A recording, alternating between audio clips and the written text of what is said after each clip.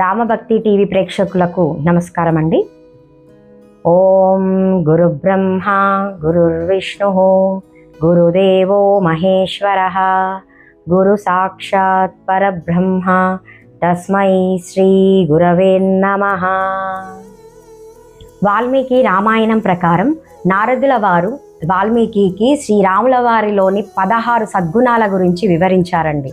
గుణవంతుడు, వీర్యవంతుడు, ధర్మాత్ముడు, కృతజ్ఞుడు, సత్యవాక్య పరిపాలకుడు, దృఢవ్రతుడు, చారిత్రవంతుడు, సర్వభూత హితము కోరేవాడు, విద్వాంసుడు, సమర్థుడు, ప్రియదర్శనుడు, ఆత్మవంతుడు, జితక్రోధుడు, ద్యుతిమంతుడు, అసూయ లేనివాడు, రోషము గలవాడు. 16 సద్గుణాలలో మొదటిది గుణవంతుడు. దాని గురించి ఇప్పుడు మనం తెలుసుకుందామండి. గుణవంతుడు అంటే సకల సద్గుణాలు కలిగిన వ్యక్తి.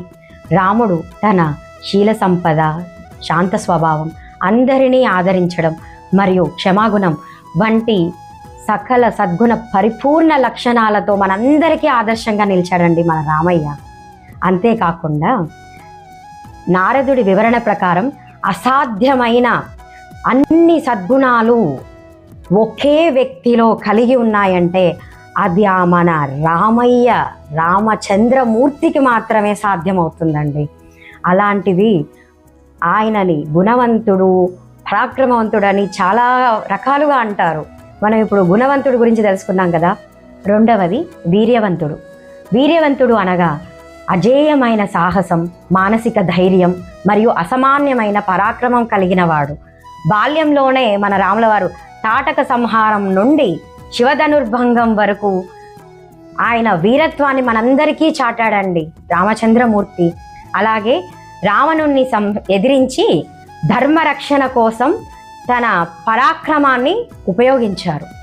మూడవది ధర్మాత్ముడు.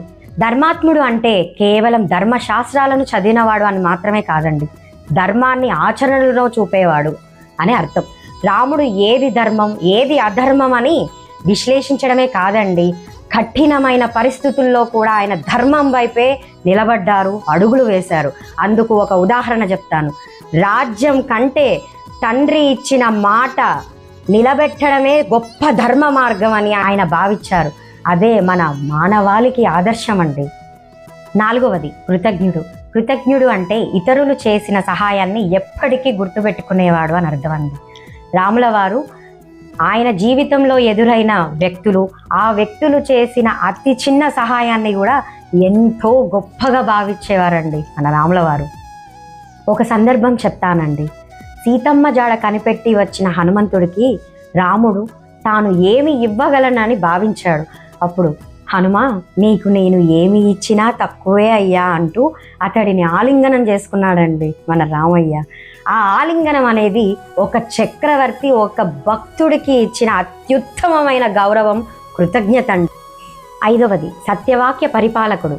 అంటే నిజం మాత్రమే మాట్లాడడం కాదండి, ప్రాణం పోయినా సరే ఇచ్చిన మాటని తప్పనివాడు అని అర్థం. రాముల వారి జీవితం అంతా సత్యం చుట్టూనే తిరుగుతుందండి. అదండి మన రామయ్య. అలాగే ఆయనను రామోద్విర్నావి భాషతే అని కూడా అంటారండి. అంటే అర్థం, రాముడు ఒకసారి చెబితే మారదు, ఇంకో మాట ఉండదు అని అర్థం. దాని ప్రామాణికంగా రాముడు తన వ్యక్తిగత జీవితంలో సత్యనిష్టతను పాటించాడండి. సీతమ్మకిచ్చిన మాట ప్రకారం తాను మరొక వివాహం చేసుకోలేదండి మన రామయ్య. అదండి మన రామయ్య. అందుకనే ఆయనని సత్యవాక్యుడు, సత్యవాక్య పరిపాలకుడు అంటారండి మన రామయ్యని. ఎంత చెప్పినా తక్కువేనండి. 6వ గుణం గురించి తెలుసుకుందామండి. దృఢవ్రతుడు.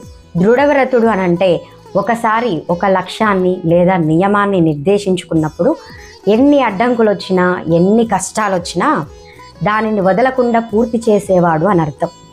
ఆయన పట్టుదల నిశ్చలమైనది. దీనికి ప్రామాణికంగా రామాయణంలోని ఒక ఘట్టం చెప్తానండి. సీతమ్మను వెతకడం నుండి సముద్రంపై వారధి నిర్మించేంత వరకు అడుగడుగున ఎన్నో సవాళ్ళు, ఎన్నో కష్టాలు వచ్చినాయి. అయినా కానీ అధర్మాన్ని నశింపచేయాలనే ఆయన దృఢ సంకల్పం ఆయనని ఎక్కడా సడలనియ్యలేదండి. అదండి మన రామయ్య. 7వ గుణం గురించి తెలుసుకుందామండి. చారిత్రవంతుడు అంటే మచ్చలేని వ్యక్తిత్వం, అత్యున్నతమైన ప్రవర్తన కలిగిన వాడు అని అర్థం.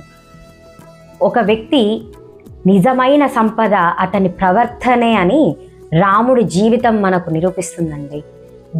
దీని నుంచి మనం తెలుసుకోవాల్సింది ఏంటనంటే, మనం ఎంత సంపాదించామనే దానికంటే సమాజంలో ఎలా ప్రవర్తించామనేదే మన చరిత్రగా నిలిచిపోతుంది. శీలం కోల్పోతే సర్వం కోల్పోయినట్లే అనే సత్యాన్ని రాముడి చరిత్ర నుండి మనం తెలుసుకోవచ్చు. 8వ గుణం గురించి తెలుసుకుందామండి. సర్వభూత హితుడు.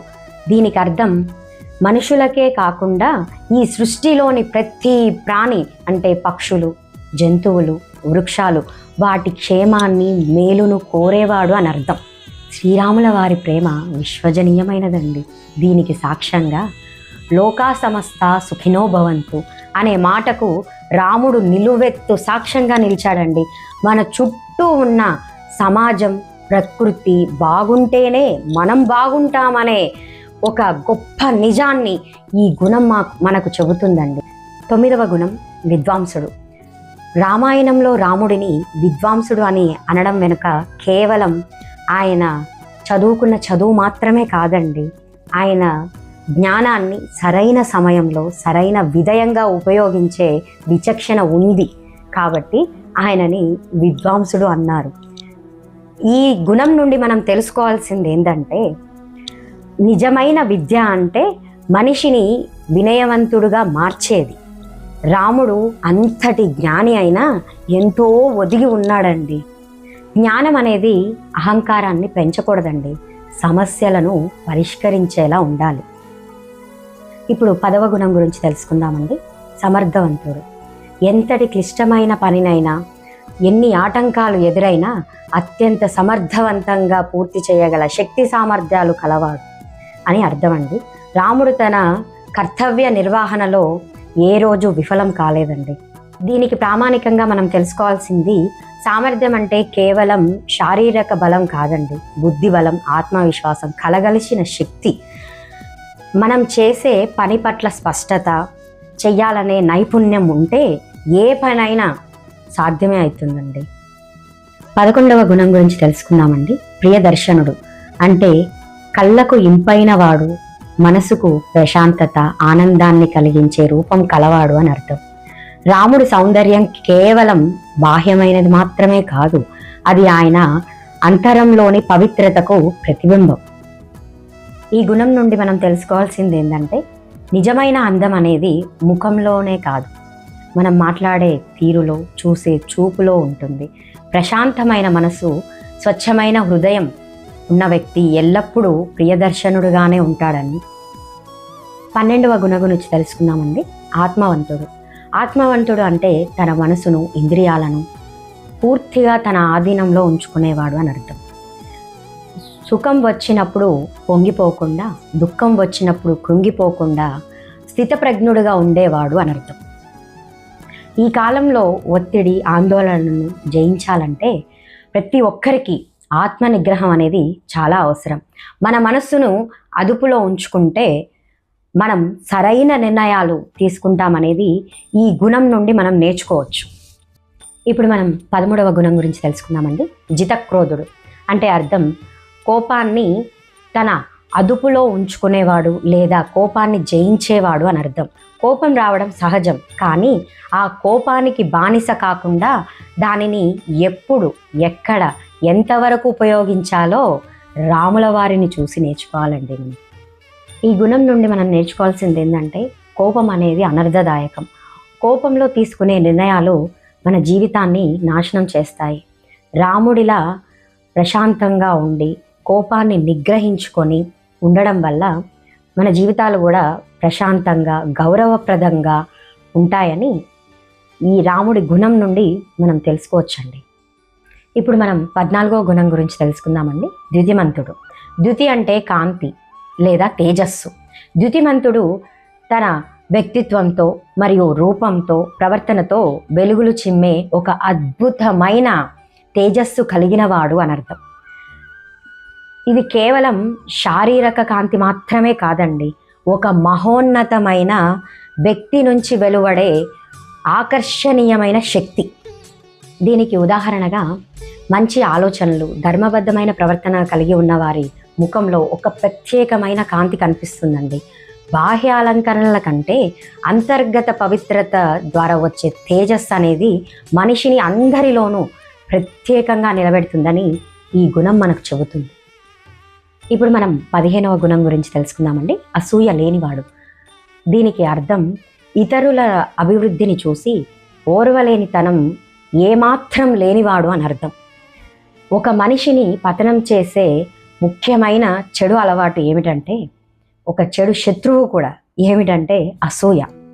దానినే జయించిన అతి గొప్ప వ్యక్తి ఎవరంటే మన రామయ్య. దీనికి అర్థం చెప్తానండి. అసూయ లేని చోట సుఖం, శాంతి ఉంటాయి. ఎదుటివారి విజయాన్ని చూసి మనం ఆనందించడం వల్ల మన వ్యక్తిత్వం మరింత గొప్పగా మారుతుంది అనే దాన్ని ఈ గుణం మనకు చెబుతుంది. ఇప్పుడు చిట్ట చివరిగా అతి ముఖ్యమైన 16వ గుణం గురించి తెలుసుకుందామండి. రోషము గలవాడు. బిభ్యతి దేవః అంటే అర్థం, రాముడు యుద్ధరంగంలో ఆగ్రహాన్ని చెందితే ఆ ఆగ్రహాన్ని చూసి, ఆ పరాక్రమాన్ని చూసి సకల దేవతలు సైతం భయపడేవారని అర్థమండి దానికి. రాముల వారు అధర్మాన్ని అణిచివేసేటప్పుడు ఆయన చూపించే ఆ పరాక్రమం ఉంది చూడండి, అమోఘం అండి. దీనికి పరమార్థం ఏమిటంటే, రాముడు తన స్వార్థం కోసం ఎప్పుడూ ఆయుధం పట్టలేదండి. మన రామయ్య లోక కళ్యాణం కోసం, ధర్మాన్ని నిలబెట్టడం కోసం ఆయుధం పట్టాడండి. అదేవిధంగా మనం శ్రీరాముల వారిని ఆదర్శంగా తీసుకొని లోక కళ్యాణం కోసం ధర్మ కార్యాలను చేయాలండి. ఈ 16 సద్గుణాలు కలిగి ఉన్నందువల్లే శ్రీరాముడు మర్యాద పురుషోత్తముడుగా, కోదండ రాముడుగా, కోనేటి రాయడుగా, సద్గుణ రాముడుగా మన మానవ జాతికి ఆదర్శంగా నిలిచాడండి. హిందువులుగా జీవించండి, హిందూ ధర్మాన్ని కాపాడండి. మరిన్ని ఆధ్యాత్మికమైన విషయాల కోసం శ్రీరామ భక్తి టీవీ ఛానల్ని సబ్స్క్రైబ్ చేసుకోండి. జై శ్రీరామ్.